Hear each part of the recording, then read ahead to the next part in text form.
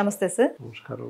Sir, ఎవరికైనా sugar వచ్చింది అనగానే వాళ్ళు ఫస్ట్ ఆలోచించేది ఏంటి అంటే, మేము ఏ రకాల కూరగాయలు తినాలి, ఏవి తినకూడదు, ఏ రకాల పండ్లు తినాలి, ఏవి తినకూడదు, ఏదైనా తినాలి అంటే ఆలోచనలో ఉంటారు. సో ఏది తింటే ఏమి ఎక్కువైపోతాదో, ఎలాంటి ప్రాబ్లమ్స్ వస్తాయో అన్న ఆలోచనలో ఉంటారు. అయితే షుగర్ వచ్చిన వాళ్ళు తినకూడని కూరగాయలు ఏంటి, తినకూడని పండ్లు ఏంటి సార్? అసలు ఫస్ట్ మనం ఇక్కడ తెలుసుకోవాలి, షుగర్ వచ్చింది, అందరికీ షుగర్ ఉంటుంది, మీకు ఉంటుంది, నాకు ఉంటుంది. మనిషి అనే ప్రతి వాళ్ళకి షుగర్ ఉంటుంది. షుగర్ ఉండకపోవడం అనేది జరగదు. అది అబ్నార్మల్ కండిషన్స్, షుగర్ లెవెల్స్ పెరగడం అంతే, అసంబద్ధంగా పెరిగిపోతాయి. వ్యాధి అని చెప్పడానికి కూడా లేదు, వ్యాధి అని చెప్పకూడదు వాస్తవానికి. దాన్ని ఏంటంటే కండిషన్, తెలుగులో చెప్తాం మధుమేహము అని చెప్తాం. సో ఇంగ్లీష్లో వచ్చి షుగర్ వచ్చింది, డయాబెటీస్ వచ్చింది అనే కండిషన్ అంతే తప్ప అది డిసీజ్ కాదు. ఎందువల్ల మన షుగర్ పెరిగిపోతుంది అనేది ఇక్కడ బ్రీఫ్గా చూడాలి. మన లోపల మన శరీర అవయవాలలో ప్యాంక్రియాటిక్స్ అనే డక్స్ ఉంటాయి. ఆ డక్స్లో ఇన్సులిన్ అనే హార్మోన్ రిలీజ్ అవుతూ ఉంటుంది. ఆ ఇన్సులిన్ హార్మోన్ శరీరంలో షుగర్ని రెగ్యులేట్ చేస్తుంది, కంట్రోల్ చేస్తుంది, హెచ్చుతగ్గులు కాకుండా కాపాడుతుంది. ఇంకొకటి లివర్ ఉంది. షుగర్ అంతా కూడా లివర్లో స్టోర్ అవుతుంది. Liver is the store house for glucose అని చెప్పేసి అంటుంటాం. అంటే ఎక్కువ ఉన్నటువంటి గ్లూకోజ్ అంతా లివర్లో స్టోర్ అవుతుంది. మన శరీరానికి ఎంత అవసరం ఉంటుంది అంత రెగ్యులేట్ చేస్తూ శరీరం మన రక్తంలోకి పంపిస్తుంటుంది లివర్. ఈ రెండు మన యొక్క షుగర్ లెవెల్స్ని కంట్రోల్ చేస్తుంటాయి. హార్మోన్ అనేది షుగర్ హెచ్చు తగ్గులు కాకుండా, షుగర్ పెరగకుండా చూస్తుంది. వచ్చిన షుగర్ని నిల్వ చేయడం, బయట నుంచి వచ్చినటువంటి షుగర్ని నిల్వ చేసుకోవడం లివర్ యొక్క విధి చేసుకొని అవసరాన్ని బట్టి శరీరం రక్తంలోకి పంపిస్తుంది. అందుకే నిరాహార దీక్ష చేసిన వాళ్ళు 4 రోజులు 5 రోజులైనా ఏమవ్వదు. 6వ రోజుకి బలవంతంగా గ్లూకోజ్ పెడతారు, బయట నుంచి గ్లూకోజ్ ఇస్తాం. ఎందుకంటే నీరసించిపోతారు. మనం ఏ ఆహారం తీసుకున్నా, రైస్ తీసుకున్నా, వీట్ తీసుకున్నా, ఎనీ అదర్ ఫుడ్ ఏది తీసుకున్నప్పటికీ అది గ్లూకోజ్గా మారి శరీరానికి శక్తిని ఇస్తుంది అంతే. మనం ఎలాంటి ఆహారం తీసుకున్నా ఇట్ ఈస్ టర్న్డ్ యాజ్ గ్లూకోజ్గా మారి శరీరానికి శక్తి ఇస్తుంది. అందుకే వాడు ఏదో కంపెనీ వాడు glucose is the secret of my energy అని చెప్తుంటారు. ఎగ్జాక్ట్లీ కరెక్ట్ అనమాట. గ్లూకోజ్ ఇవ్వగానే కొంత ఎనర్జీ వస్తుంది. అందుకే గ్లూకోజ్ పెట్టగానే పడుకున్న వాళ్ళు వేసుకోవచ్చు ఉంటారు. అంటే ఇట్ మీన్స్ దాని యొక్క ఎనర్జీ ప్రభావం ఉంటుంది. అలా మనం తీసుకునే ఆహారం కూడా 2 రోజులు ఇస్తాం గ్లూకోజ్, 3వ రోజు నుంచి ఆహారం మంచి సమంగా తీసుకోండి అని చెప్తాం. అంటే సమంగా తీసుకుంటే గ్లూకోజ్ సీక్రెట్ అవుతుంది, దానివల్ల శరీరం నిలబడుతుంది. మరి అలా ఉండే గ్లూకోజ్ ఎక్కువైతే రక్తంలో ఎక్కువ పేరుకుపోతే, ఎందుకు పేరుకుపోతుంది? ఇన్సులిన్ అనే హార్మోన్ కరెక్ట్గా రిలీజ్ అవ్వదు కాబట్టి షుగర్ లెవెల్స్ పెరిగిపోతాయి, పెచ్చరిల్లిపోతాయి. ఎందుకు పెరుగుతాయి అంటే అది హార్మోన్ తగ్గడం వల్ల న్యాచురల్గా తగ్గిపోతుంది కనుక షుగర్ లెవెల్ కంట్రోల్ అవ్వదు. సో ఇట్ ఈస్ ఇద్దమితంగా పెరిగిపోతుంది. మరి అలా పెరిగిన వాళ్ళని డయాబెటీస్ పెరిగింది, డయాబెటీస్ పేషెంట్స్ అని, లేకపోతే షుగర్ వ్యాధిగ్రస్తులని వాడుక పరిభాషలో చెప్తూ ఉంటాం.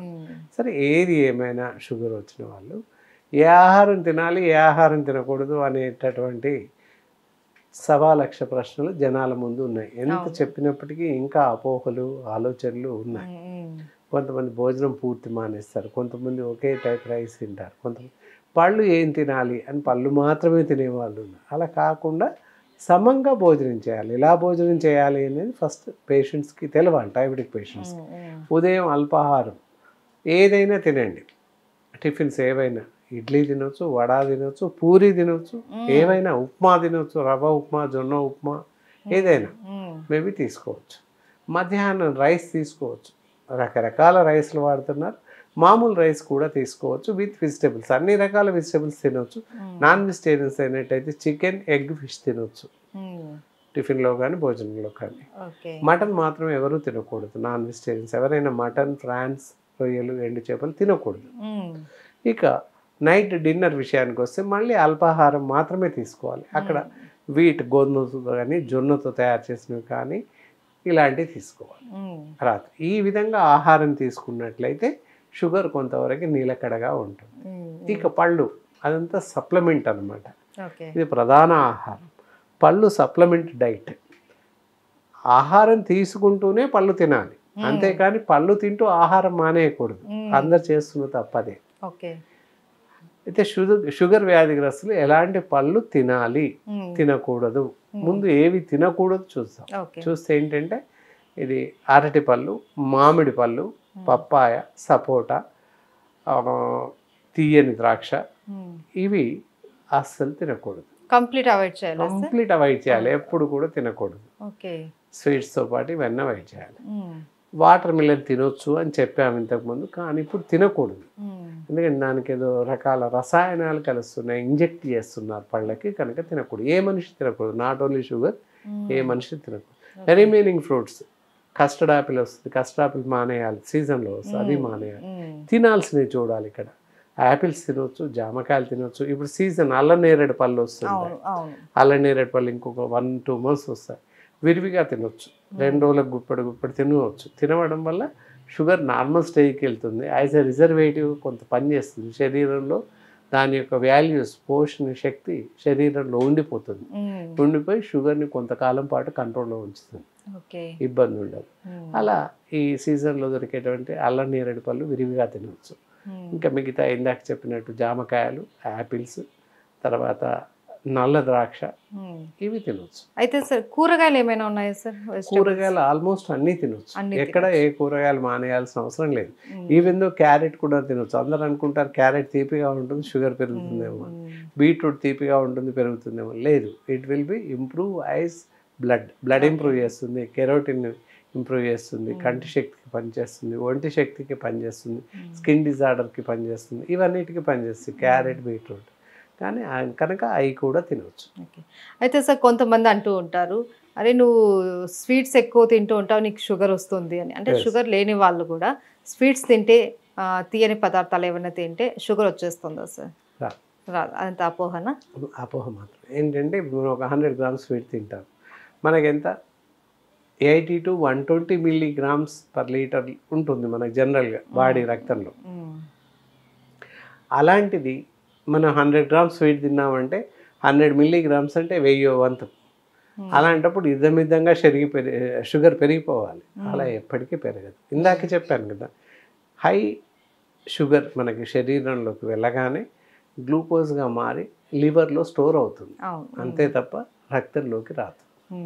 సో ఇదంతా అపోహ మాత్రం. బాడీ మెకానిజం ఆ విధంగా తయారై ఉంటుంది. అయితే సార్ మనకు షుగర్ కంట్రోల్లో ఉంచుకోవడానికి ఇంటి చిట్కా చెప్తారా? మామూలుగా ఇంటి చిట్కాలు అని చూసినట్లయితే మెంతులు ఉంటాయి, అందరికీ తెలుసు. చట్నీలు వాటిలలో వాడుతుంటారు. మెంతులు కొన్ని రకాల పౌడర్స్ వాడుతూ ఉంటారు. అలా కాక మెంతులు డైరెక్ట్ రా తీసేసుకొని ఒక 2 teaspoons వరకు కప్లో నానబెట్టేసి ఉదయం మెంతులతో పాటు నీళ్ళతో పాటు మెంతులతో మింగేసేయాలి, నమ్మి మింగేసేయాలి. అలా చేస్తే కొంతవరకు కంట్రోల్లో ఉంటుంది. అది వాడుతూ కూడా తప్పకుండా డాక్టర్ సలహా తీసుకోవాల్సిన అవసరం ఉంటుంది. కొంతమందికి మాత్రమే ఆ చిట్కాలు పనిచేస్తాయి, అందరికీ ఎల్లవేళ్ళలో పనిచేస్తాయని చెప్పడానికి లేదు. షుగర్కి అయితే ఖచ్చితంగా వైద్య సలహా, వైద్య పర్యవేక్షణ ఉండాల్సింది. ఇంటి చిట్కా అంటే కొంతవరకు పనిచేస్తుంది, కొన్ని సందర్భాల్లో పనిచేయదు. మనం చూసాం, అలాగే మెంతులు తాగుతున్నాను బాగానే ఉంది సార్ అన్నాడు, తీరా చూస్తే 250 మాత్రమే ఉంది ఆ వ్యక్తికి. సో అప్పుడు ప్రమాదం కదా. పోయిన నెల ఎప్పుడు 2 నెలల కింద చూసుకున్నాడు, బాగానే ఉంది. ఆయన చూసినప్పుడు ఎప్పుడు బాగానే ఉంది, మళ్ళీ తర్వాత పెరిగిపోయింది. సడన్గా ఓ రాత్రి ఎప్పుడో ఎక్కువ పెరిగిపోయి 400-500 అయితే బ్రెయిన్ స్ట్రోక్ వస్తుంది, లేదా హార్ట్ డిసీజ్ వస్తుంది, కొలాప్స్. షుగర్ వల్ల చాలా ప్రాణాంతకమైన వ్యాధులు వచ్చే అవకాశం ఉంది. ప్రతి దాన్ని ఇంప్రూవ్, దాన్ని ఎక్కువ చేస్తాను అనమాట. ఐసైట్ వస్తుంది, గ్లూకోమా వస్తుంది, డయాబెటిక్ రెటినోపతి వస్తుంది, డయాబెటిక్ నెఫ్రైటిస్ వస్తుంది, కిడ్నీ వ్యాధి, అలాగే డయాబెటిక్ న్యూరోపతి వస్తుంది, పెరాలిసిస్. ఇలా ఇన్ని రకాల జబ్బులు రావడానికి షుగర్ దోహదపడుతుంది, త్వరగా రావడానికి. కాబట్టి షుగర్ వ్యాధి వస్తే తేలిగ్గా తీసుకోకుండా దాన్ని అదుపులో ఉంచడానికి ప్రయత్నం చేయాలి. ఎప్పుడు నార్మల్గా ఉంచుకోవాలి. నార్మల్గా ఉంది అని మనం అలక్ష్యం చేయకూడదు. ప్రతి నెల తప్పకుండా మానిటరింగ్ చేసుకోవాలి, మందు వాడుతూ ఉండాలి. అది సహజంగా చేయాల్సిన పని. ఆయుర్వేదంలో తినుకున్న మెడిసిన్ ఏంటి? చాలా అద్భుతమైనటువంటి మెడిసిన్స్ ఉన్నాయి. అందరు అనుకుంటారు అలోపతి ఇంగ్లీష్ మందులు వాడుతున్నాం కదా, ఎప్పుడు వాడాలి, ఆయుర్వేది కూడా ఎప్పుడు వాడాలి, ఏం తేడా ఏముంది, ఏది వాడుతుంది అని చెప్పేసి అనుకోవచ్చు. కానీ ఇక్కడ అలోపతి మెడిసిన్ వాడడంలో శరీరాంగాలపైన, ఇతర అవయవాలపైన వాటి యొక్క దుష్ఫలితాలు ఉంటాయి. కాబట్టి ఈ అలోపతి మెడిసిన్స్ కన్నా కూడా ఆయుర్వేద మెడిసిన్స్ భారతీయ సనాతన వైద్య విధానం కనుక సో ఎలాంటి అవలక్షణాలు కానీ దుష్ఫలితాలు కానీ మందు రియాక్షన్ రావడం కానీ జరగదు. సవ్యంగా షుగర్కి మాత్రమే పనిచేస్తుంది. అందువల్ల ఈ మందును నిరభ్యంతరంగా వాడచ్చు. మధుర యోగం అని చెప్పేసి కనిపిస్తుంది. ఇది షుగర్ వ్యాధిగ్రస్తులు, మధుమేహ వ్యాధిగ్రస్తులు అందరూ చిన్న పిల్లల నుంచి మొదలుకొని పెద్దవాళ్ళకి. చిన్న పిల్లలని ఎందుకు చెప్పామంటే చిన్న పిల్లలకు కూడా ఈ మధ్య కాలంలో షుగర్ వస్తుంది. టైప్ 1 అనేసి వస్తూ ఉంటుంది. ఎందుకు వస్తుంది అంటే తీసుకునేటటువంటి ఆహార పదార్థాలు సరిగా లేవు, పుట్టుకతోనే ఆహారం దెబ్బతినిపోయింది. వాళ్ళకి ప్యారెక్స్లని ఏది పెట్టొద్దు అని కాదు, అందులో రకరకాల కెమికల్స్ కలుస్తున్నాయి, ప్రిజర్వేటివ్స్, అసంబద్ధమైన ప్రిజర్వేటివ్స్ ఉన్నాయి. వాటి వల్ల చాలా సమస్యలు తలెత్తుతున్నాయి. అలాగే ఇచ్చే ఆహారం కూడా, వాడు ఆహారం తినే వేళకి ఎప్పటికప్పుడు చేసి పెట్టలేక ఏదో ఒక తిండి పెట్టేసి బయట నుంచి మ్యాగీ తెచ్చి తినబెట్టడం, ఇలాంటివి చేయడం వల్ల, రకరకాల ఫాస్ట్ ఫుడ్ తినిపించడం వల్ల కూడా అనారోగ్య సమస్యలు తలెత్తుతున్నాయి. అందులో మధుమేహ వ్యాధి కూడా చిన్న పిల్లల్లో వయస్సు సంబంధం లేకుండా అందరికీ రావడానికి ప్రధాన కారణం అవుతుందని చెప్పచ్చు. Thank you so much sir. నమస్కారం.